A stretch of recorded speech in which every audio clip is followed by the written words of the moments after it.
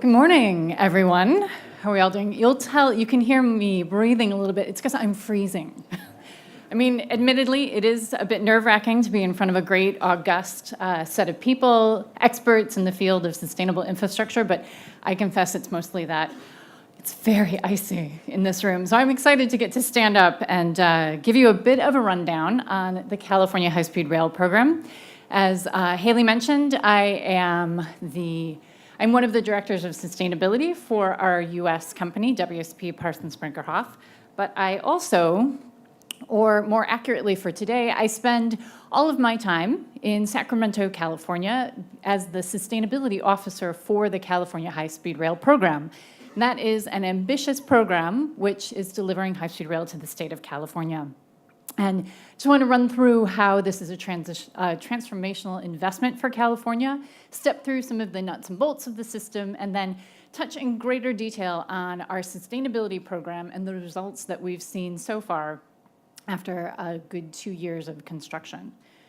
So I know we're all here at a sustainable infrastructure conference, and that we can focus a little bit too much on that object, right? The shiny piece of infrastructure that we're delivering.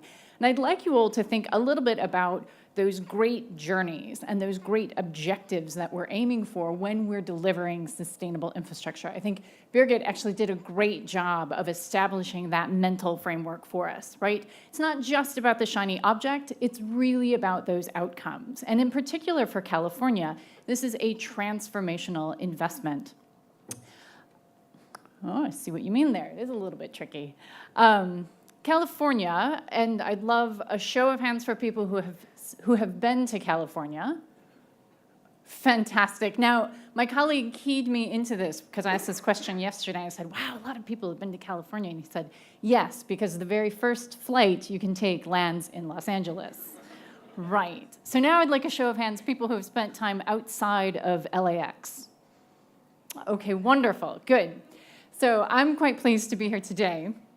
It's been wonderful to explore. Actually, I, like Birgit, had a little stop on my way over. I went to New Zealand. It was beautiful, and I certainly enjoyed several wonderful walks and really got to kind of acclimatize myself to this half of the world. And now I'm really enjoying being in Australia. California, just a bit of orientation here, is rich with, similar to Australia, great destinations. Some really thriving cities, some gorgeous nature, some hubs of innovation, and millions, by which I mean about 38 million creative, hardworking people. And in 2008, they voted for California High-Speed Rail. They voted for transformation, right? A transportation project, a mode that would not only deliver a great journey, but that would also achieve the environmental, economic, and social objectives that underpin California's approach to sustainable development. It is a very unique and very useful transportation tool at certain distances. And in that 100 to 200 mile range, it really is unbeatable in terms of delivering a number of people across that distance as efficiently as possible. If you think about great journeys, of course, you don't want to struggle to get to your mode. You want that signage to be intuitive. No matter what language you're speaking, be able to find your seat and have a journey that's really comfortable. You can be warm in your seat. You can also sit, open up your laptop, and work very comfortably. It's also about getting to that system easily. If I was just in a room of rail engineers, I would spend this entire talk just focused on our rolling stock and the system and the grade and this, right. Anthony's like, no, this isn't that crowd.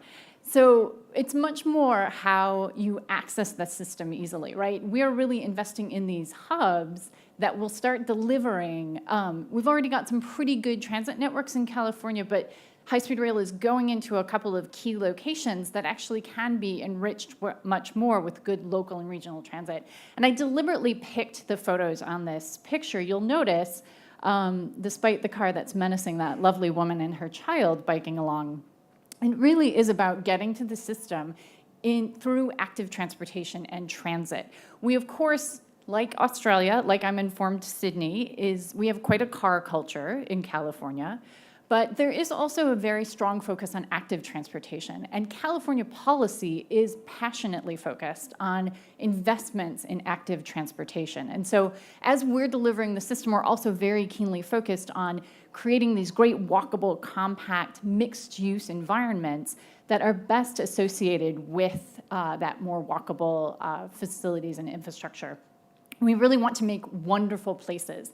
As the sustainability officer, I interpret that to mean great districts of sustainable development, something like an eco district or a green precinct, really branding these new places, not just as the sexy, great place to get on the system and zip across California, but as really greener nodes of development. And that this focused development is actually very helpful to California because it's by focusing development into these key areas and connecting the system to it, we're reducing pressure on our agricultural and natural lands, these natural and working lands, which provide a tremendous amount of economic value to the state and the nation, as well as ecological services, which are priceless, essentially. Investments of rail in city centers also have a great spatial component. Sometimes I use a slide that illustrates the difference of an airport footprint, which picture about 11 acres or sort of hectares, and picture this high-speed rail investment. This is an airport that you can walk up to. It's also a land use you are happy to live next to because of noise attenuation, right? Much quieter. And in doing so, we're actually maximizing the value of that land. We're actually incentivizing infill development in some areas of California, which have not seen, I mean, I think you're familiar with LA, of course, you've all flown through it. I'm sure the rest of you have been to San Francisco, another beautiful global city in California. But high-speed rail is actually intended to connect many more cities that also have not enjoyed quite as much economic competitiveness, in part because of their spatial distance. California, the mode choice is key because it's delivering on a per passenger level some tremendous carbon benefits. I caught this today, it's a slight exaggeration. It's actually about 150 grams of carbon saved per passenger trip.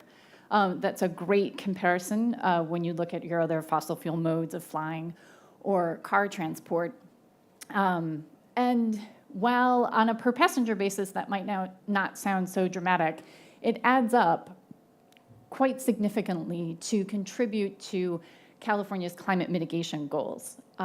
We are delivering an electrified backbone, transportation backbone for the state, connected with regional rail investments that are really enhancing the overall transportation network for the state. And that is a key component of delivering sustainability for the state. So every trip, of course, gets you carbon savings, but in the end, we're achieving, at least by 2030, about 2.5 million metric tons of reduction.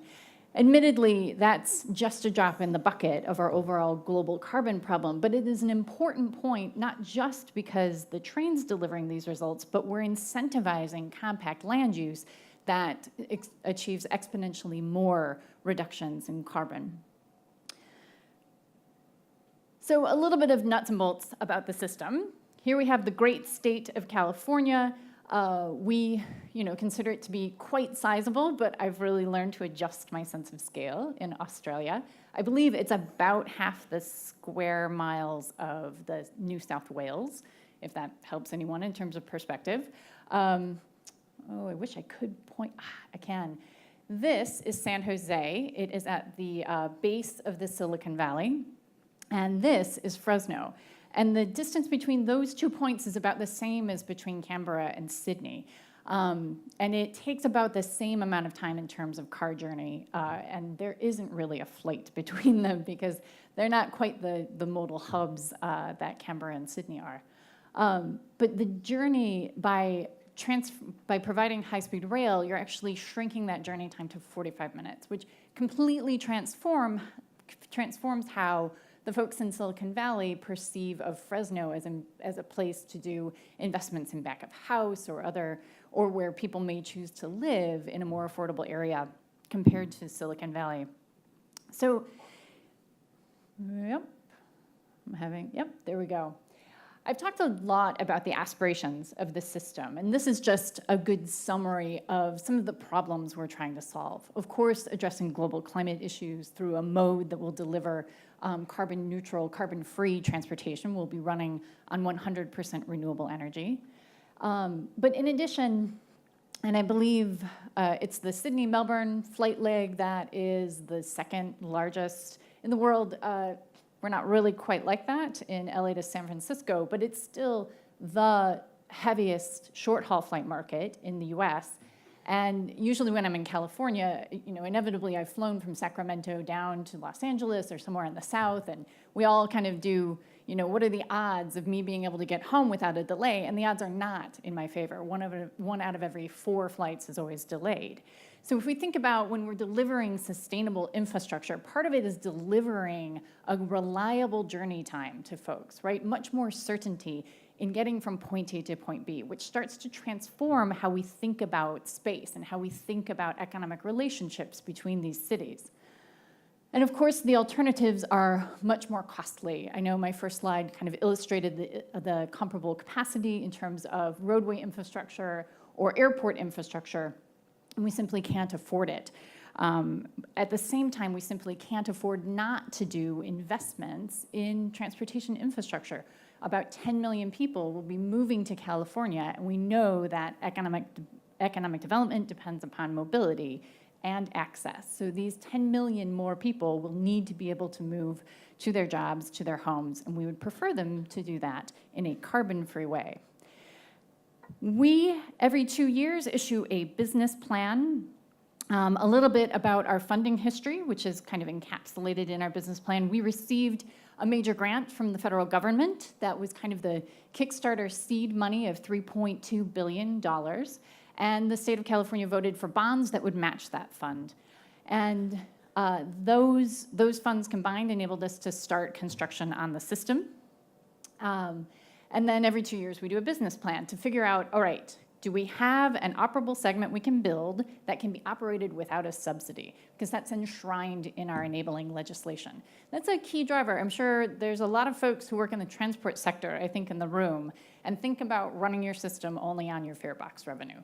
So that definitely informs that financial sustainability we have to achieve, informs how we're delivering the design of the program.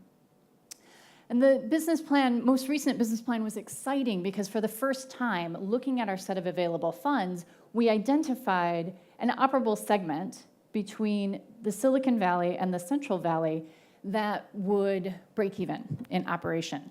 And that's key because as the public sector, we're providing this groundwork of infrastructure to which we'd like the private sector to come to the table and deliver operations and some of the rest of the infrastructure. So a show of hands to people who have been to Bakersfield. Oh, wow, okay. We'll have to meet later and discuss what you were doing there. Fresno? Okay, interesting. Anyway, this is going to be an interesting set of conversations. You probably have something similar in Australia, and I won't pretend to know, but folks up in San Francisco, of course, they think they live in the best place in the world, and people in LA couldn't imagine living anywhere else, and they all wonder why on earth did they put the train through, the Hicks in the middle of the state. There are 6 million people living in this section. 6 million people is about the same size as New South Wales. Sydney, right. About the size of Sydney, right, living in this area. This alone, if it was just a state by itself, would be close to the top 10 of states in the United States. So it's when people start and this is also the area that is poised to receive most of the growth coming to the state. So there are very few options for you to get from the coast to the Central Valley and south. This journey time by car, that entire journey time is about 10 hours, which is really unfeasible in terms of a daily journey. The flight is, of course, only an hour in the air, but we all know about travel times to airports. You all know better, I think, than anyone else about the full journey time of taking a plane. But indeed, if you're in Fresno, you start looking at this as an option for mobility that simply doesn't exist. So it's happening. We are, in fact, in construction. And part of my time is spent, as I'm sure many of yours is, if you deal in sustainable infrastructure, dealing hands-on with a contractor who's implementing these great principles we've identified and enshrined in the contract. And they are, like contractors around the world, delightful to work with. But happily, actually, they are delivering a lot of everything that we have asked for to date. We've got about $3 billion worth of infrastructure in construction right now, which is quite exciting. So California is unique. I was on a walk, I walked around the corner and found people hugging a tree, actually doing it. And I thought, yep, this encapsulates what it's like to work in California. There is an interconnected nest of regulation and legislation that is one of the more robust of any place I've worked in the world.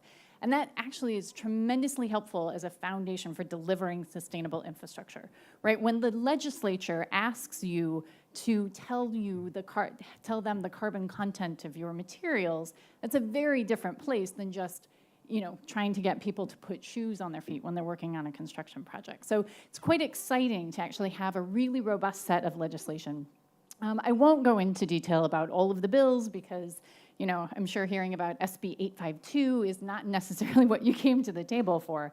But I did want to mention that AB 32, which was our signature piece of climate legislation back in 2006, it established a 1990 levels by 2020 goal, was a really significant driver for carbon reduction action in the state. It actually established a cap and trade program, which is vital to my project because the funds that come out of the cap and trade program, 25% of them have been dedicated on a continuous basis to high-speed rail.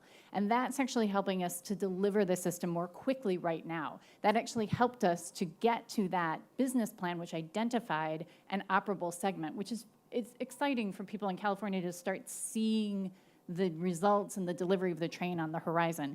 And the reason we received those funds is we've conceived of this as a way of not just delivering sustainability as an objective, but in our delivery, setting a new standard for sustainable infrastructure. So I'm going to touch on that just to wrap up my talk. And I'm more than happy to go into the program in detail. But I wanted to give you this broad overview of our comprehensive approach to sustainability.